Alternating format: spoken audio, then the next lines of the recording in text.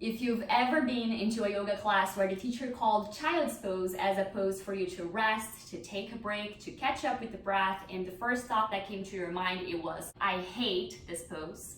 Welcome, you're not alone. And this is the video for you because we are going to learn how to finally make child's pose feel good in your own body.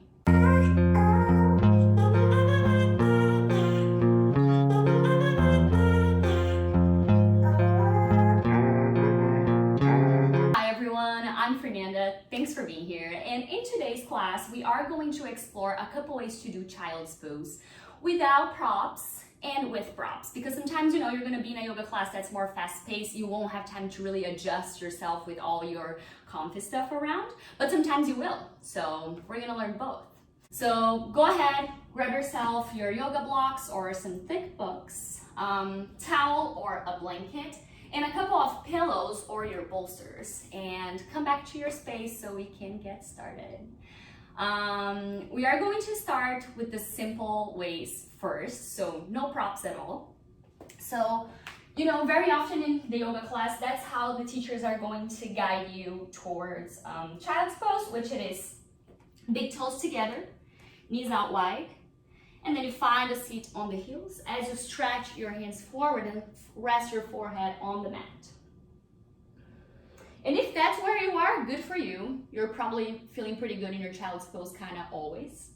But there is a lot going on here. There's a lot of pressure going on your knees, a lot of pressure going on the top of the feet, a lot of hinge happening from the hips, and a lot of flexibility needed on the shoulders, because that's exactly what your arms are doing here. That's kind of like a gentle but still a back bend. So anyway, it looks simple, but it's not super simple like that for everyone.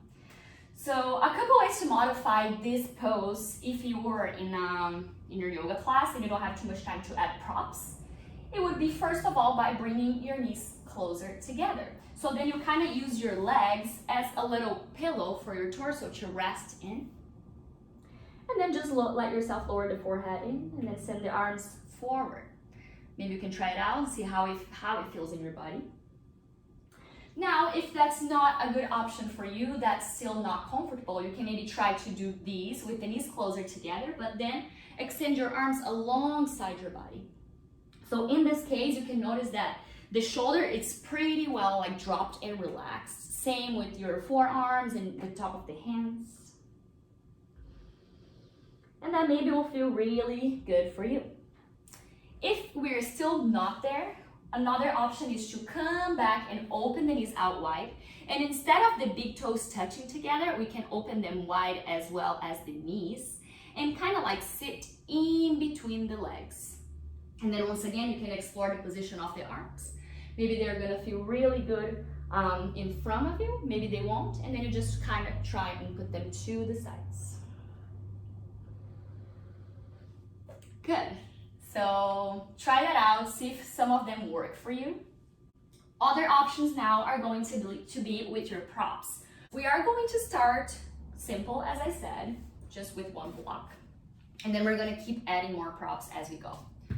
So, a couple ways to use your one block in child's pose. Place it underneath the forehead. So once again, choose the position of the legs that you want. And just try this with the forehead on the top of the block.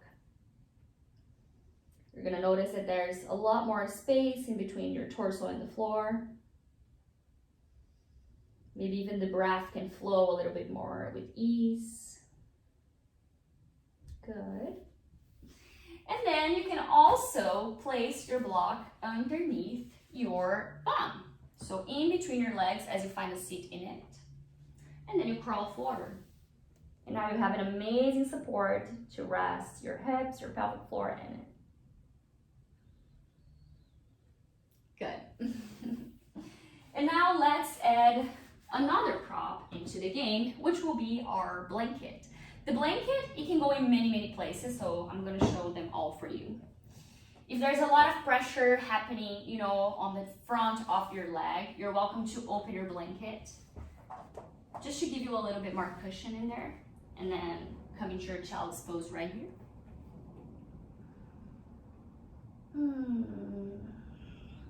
Or we can use our blanket to just give a little cushion for the knees to alleviate the pressure just on the knees.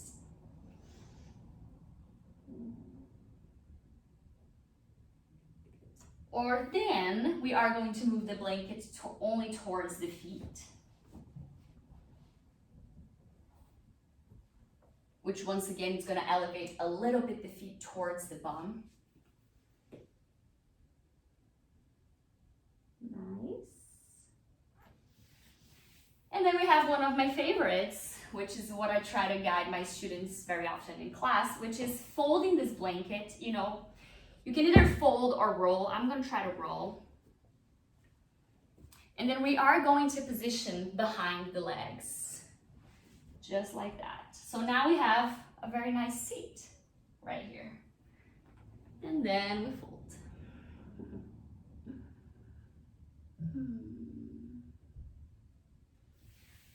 Cool. And now we are going to go towards building a really nice foundation for our whole torso. So once again, you can either choose to fold your blanket, you know, a couple more times, or then that's the time to bring your pillows or bolsters into the game. We're going to place it right in front of our torso, in between the legs. And this can be as high or as low as you wish. You know, it's just gonna be a matter of trying it out and see what it feels best for you. So I'm gonna try with this height. Really allow, you know, your belly, your low belly to rest on the beginning of the pillows or of the bolsters. And then you can lay down on your cheek, let the arms rest to the sides. Always good to shift, you know, your gaze to the other side as well. Good.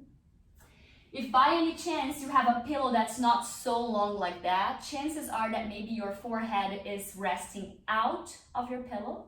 And that's not a problem at all, because that's where you're going to bring your block once again to rest your forehead on the top of it. So it's going to look kind of like that. Good. Again, play with the heights, okay? And final form of child's pose with lots of props, it would be to really build yourself a little bed with a little space to tuck your arms under. So what we're going to do in here is that we're going to place our blocks. I kind of like to use the mid height, and then I'll probably only need one bolster. Once again, try it out, see what height works best for you, how many pillows you'll need. And that's good, you know, because we try, we explore, and then we learn how it works for us. And then the next time we do, we already know how it works, how it's going to work for us. And then we rest. Arms really tuck under and in between the blocks. And once again, you can allow yourself to really shift your gaze to both sides.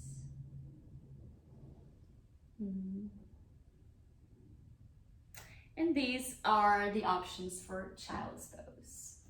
I truly hope that this video helped you somehow to maybe find a way to feel good in child's pose with and without blocks. If you like this video, you know, let me know in the comments below. Subscribe to the channel. There's a lot more videos like that to come, and I'll see you next class. Bye everyone.